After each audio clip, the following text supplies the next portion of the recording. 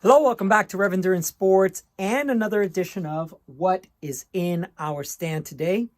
Today I'm converting a 7 cycles titanium bike from a 10-speed group to an 11-speed group, an Ultegra 10-speed group to a R8000 Ultegra group. So all the nice mechanical stuff that, not going to be around for much longer. But this is the perfect bike to put this on.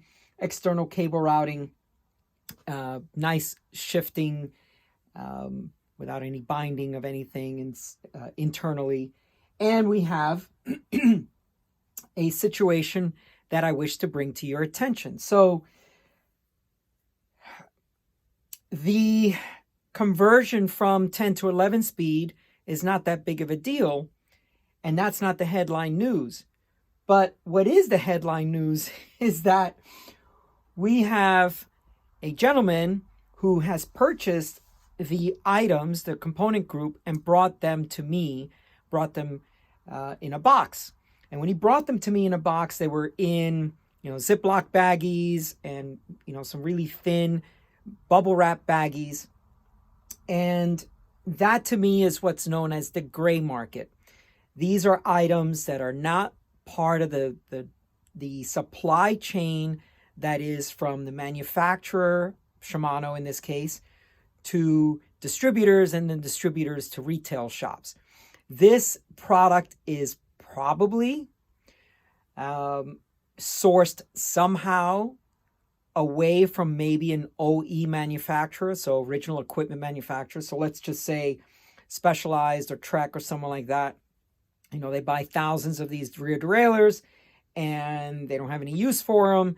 And so they need to dump them. And so somehow they siphon out to the public sector and they have not gone through the chain of command, or the controls of quality, or maybe they're counterfeit. And so that's another issue you may encounter, whereas you may be getting great pricing, but is it a legitimate product? Specialized Frames have had a lot of issues with this, with companies building exact replicas of these frames, and then they turn out to be counterfeit frames.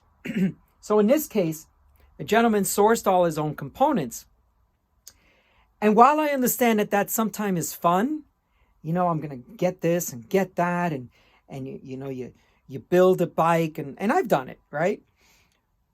But my main message here is to support the local bike shop. So I understand that maybe you're saving money doing that, or maybe it's exciting for you to do that. And this is mainly a guy thing. I don't know a lot of women that like to do that part.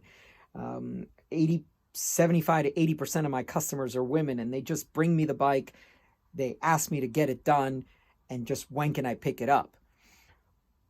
They don't worry so much about spec and how much does this weigh and what cassette does this or that. They're like, hey, I'm having trouble climbing these hills. What do you recommend? This is what I have. What do you recommend that I replace it with? And then we go from there. But so this gentleman spec'd his own parts, and in this case, he spec'd the wrong cage for his rear derailleur. So let me show you what I mean. So this is an SS rear derailleur. SS for short cage. I don't know what the what the two S's stand for, but the correct derailleur that he should have is the GS. So let's get a little bit technical here. So the SS derailleur is, by Shimano spec, by the way, by Shimano spec, should only be used for cassettes between 1125 and 1130. But this is a 32. So you should be using a GS rear derailleur, and that's the spec for that is from 1128 to 1134. Now you're thinking, okay, what's the difference between a GS and a GS? So here is the GS derailleur in my hand, GS, and then the SS is the one that's installed. And based on where I line this up, you may think, oh, they look pretty much the same. But in fact, they are about 1.5 centimeters different from bolt to bolt on these pulleys.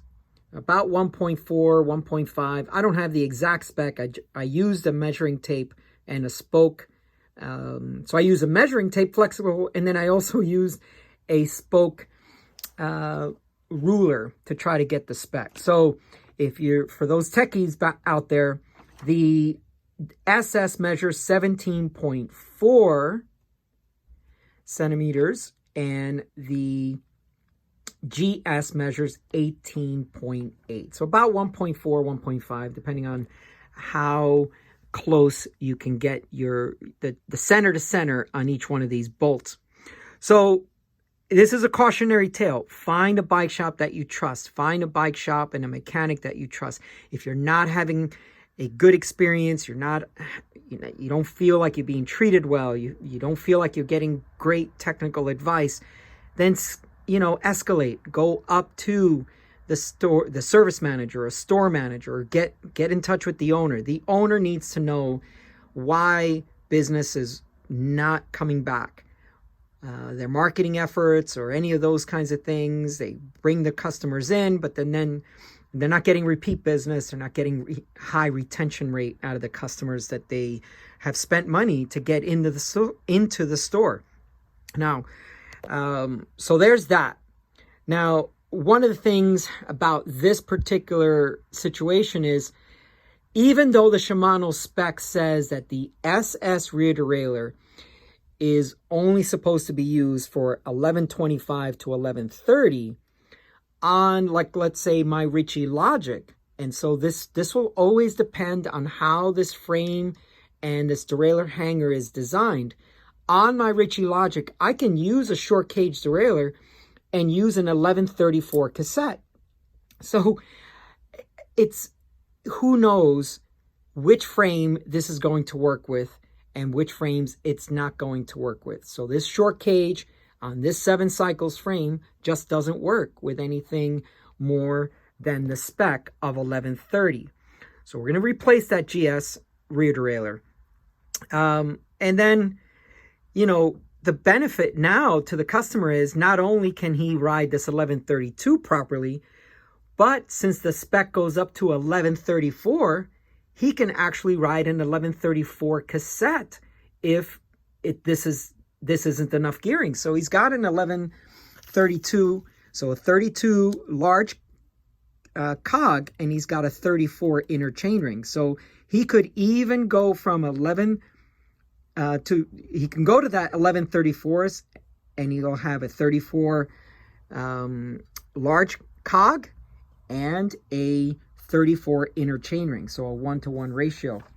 And those of you that are noticing all that tape, yes, I have another video where it's today's cycling tip, and I just talk about, you've got brand new crankset and you're dialing in the front derailleur and the chain pops up and over and then scratches your crankset, and the bike is brand new, crankset's brand new. And so this is just a little hack for me to just cover it up real briefly.